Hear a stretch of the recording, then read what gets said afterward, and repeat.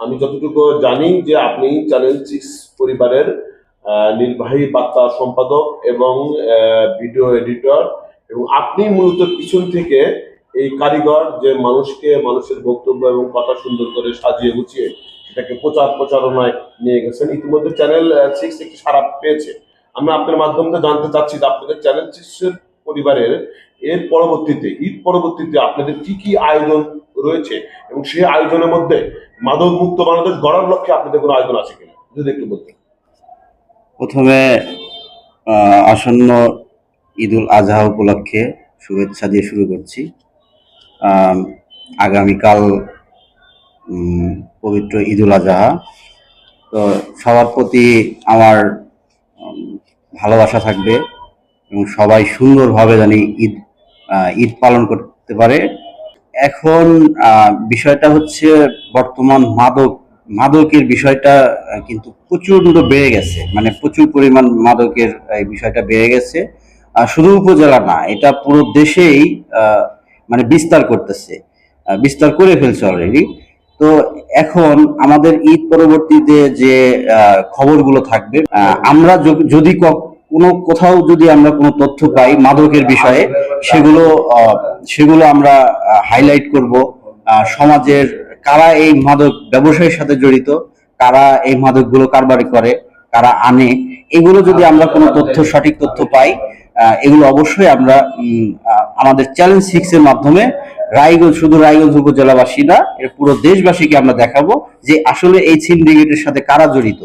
আর বিশেষ করে যদি আমাদের তথ্য সঠিকভাবে আমরা পাই এবং আমাদের যদি সঠিকভাবে তথ্যগুলো দেয়, তাহলে এগুলো প্রচার হইলে এবং প্রশাসন যদি পদক্ষেপ নেয়, তাহলে এটা অবশ্যই নির্মূল করা সম্ভব হবে।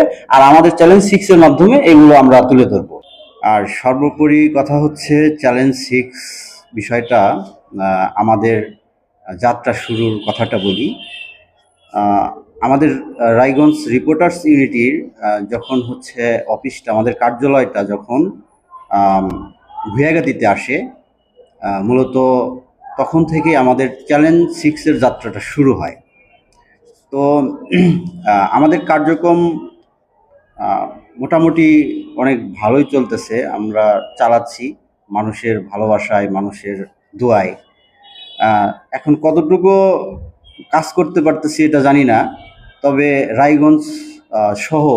রায়গঞ্জ উপজেলা সহ পুরো দেশবাসীকে ভালো একটা মেসেজ, ভালো একটা সংবাদ, ভালো একটা কিছু আমাদের চ্যালেঞ্জ 6 এর মাধ্যমে দিতে চাই।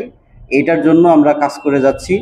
এখন কতটুকু সাড়া পাচ্ছি সেটা জানি না, সেটা দর্শকরা বলতে পারবে, যারা আমাদের চ্যানেলটা দেখে, ফলো করে, তারা বলতে পারবে।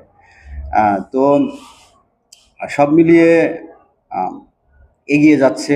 আর আমরা যারা পিছনে থেকে কাজ করি, আমাদের মতো আমরা কাজ করে যাচ্ছি। এখানে আমাদের রায়গঞ্জে যে রিপোর্টার কাজ করে, মাসুদ রানা, সে অত্যন্ত ভালো একটা ছেলে। ওনার ওনার হচ্ছে, আমি দেখেছি যে ওনার যে একটা ইচ্ছা শক্তি, আসলে মানে সাংবাদিক হিসেবে না, উনি যেভাবে মানুষের দুঃখ কষ্ট এবং দুর্ভোগ নিয়ে কাজ করতেছে, মানে কাজ করার ইচ্ছা ওর মধ্যে, তাতে আমি মনে করি যে ও অনেক দূরে এগিয়ে যেতে পারবে। আর আমি তো ওকে ব্যক্তিগতভাবে আমি ওর খবরগুলো যখন পাই, আমি এডিট করি আর দেখি যে না, ছেলেটা অনেক ভালো একটা কিছু করবে, অনেক দূরে এগিয়ে যাবে। তো সবসময় ওর জন্য ভালোবাসা থাকবে। এবং চ্যালেঞ্জ 6 আমাদের যাত্রা শুরু করেছে খুবই অল্প দিন।